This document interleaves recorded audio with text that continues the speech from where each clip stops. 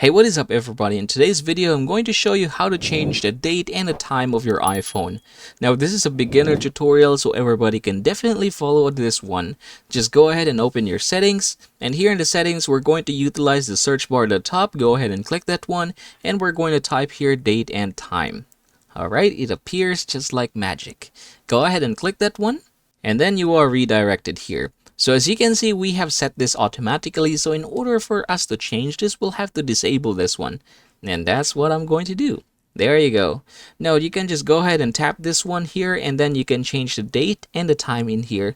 So for the date, say for example, if we want to change it to November 8th, we can do that one. And then if we scroll down, you should be able to see here time. Go ahead and click that one, and then you can change this one however you want. Say for example, if you just want to have like 5 minutes worth of advance in order for you not to get late, so you can definitely do that one.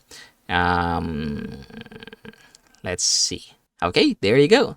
Now I can go ahead and click this one here, and now we have managed to change it. Congratulations everybody, that is how you are going to do it.